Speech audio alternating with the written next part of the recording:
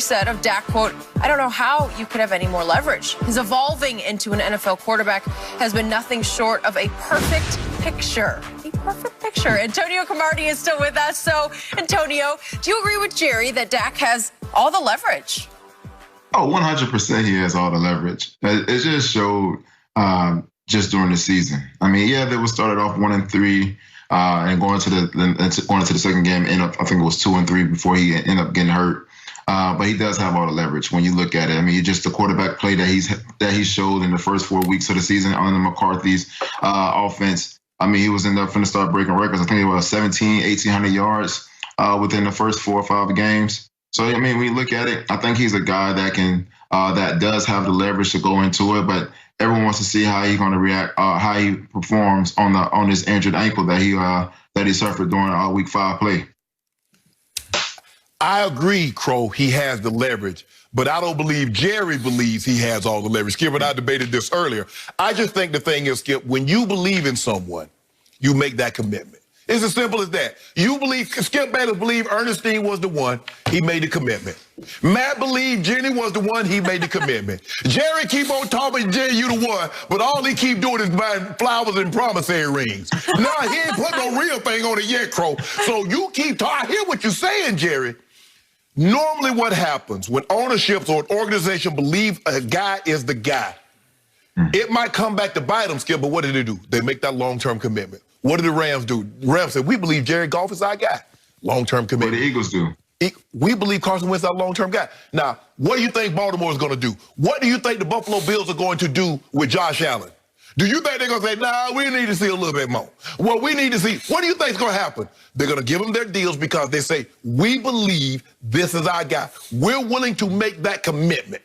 Well, Jerry, you keep saying you want to make that commitment, but every time, you know, Dak come up there and he like, oh, he done told all his friends, tonight Jerry gonna propose to me. I will get that ring. You know, they tell the girls, I think this gonna be the night. He playing something special. Yeah. You get to the house, it's all dark. You don't realize he got the power cut off. That's what the lights are out. He ain't about to propose to you. Ain't no rose petals everywhere. So Dak has all the leverage, and Jerry gonna have to break bread sooner or later. But he always could have this play, Skip. He could just let him test the market and see what he worth. What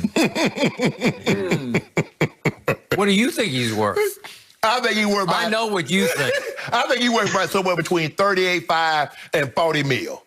You think Dak Prescott's worth about 25 cents an hour. That's how you think he's the master of the empty calorie yards. Yeah, but Skip, that's hopelessly behind. Here he comes, right? No. Look, here's the truth of the matter. Dak Prescott, I completely disagree with Crow on this one. Dak has zero leverage. He has gained none. The reason being, the cap is about to take a pandemic plunge. You know it and I know it. It's coming. But my pay isn't. Okay, but Jerry can just say, hey, sorry, this is just the way life is right now. A lot of us have had to deal with that, yes. Right? Okay, yeah. So what have we seen lately? What have you done for me lately, Dak Prescott? As much as I love this guy, I have believed in him since Mississippi State. In his last 17 starts for my Dallas Cowboys, he is 6-11.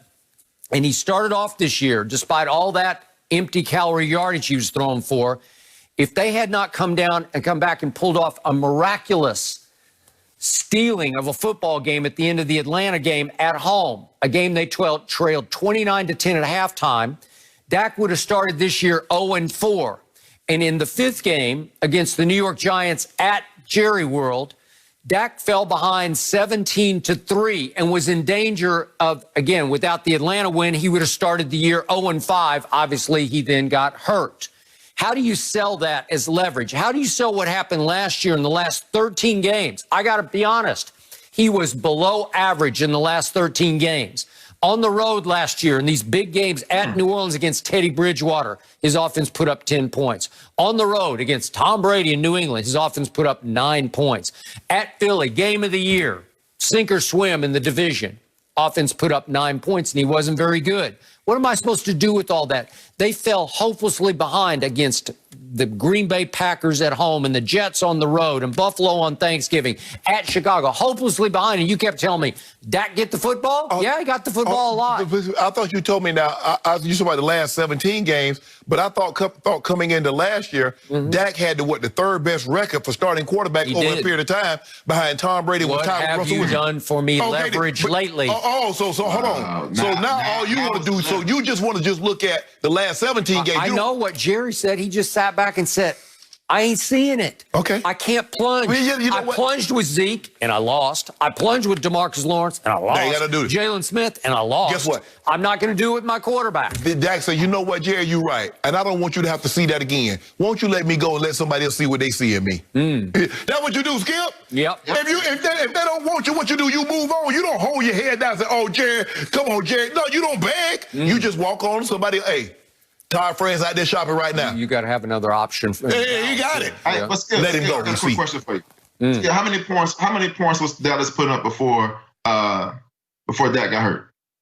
Before Dak got hurt? Yeah. Well, they were falling. What's the offense averaging? Okay, they were behind at Seattle 30 to 15. No. They're behind Atlanta 29 to 10. Behind Cleveland. Hey, remember the Cleveland game at Jerry World? They fell behind 41 to 14 going to the fourth quarter. Yes, they did. I don't care what the final score was because they were hopelessly out of all those games. Hold on. Who gave up 41 points though, Skip? Okay, did Dallas have the ball? Oh, now he want to use Well, that's what the Hall of Famer keeps asking me. Did Dak have the football? Yeah, he had it a whole lot. Oh, he did, huh? Yeah, well, that's what they told me. All I'm going to say, who gave up 41 points? Who gave up all those points in the first 4 games? Yep, I got it. Okay. But Skip, here's the thing, and you know Dak is what? Dak is about to be 27, 28 years of age. 27. He's about to get into his prime. So I don't really know what options you had. You saw Ben DiNucci. You see Andy Dalton. You see okay, Cooper but just Rush. real quick on Andy Dalton. I'm not saying he's better than Dak because he's not better than Dak. Right. But he went 4-5 as a starter this year, and if I give him the close of the Giants game, which he pulled out of the fire, he'd be 5-5. Let me ask you a question. If Andy Dalton had started the season, do you make the playoffs?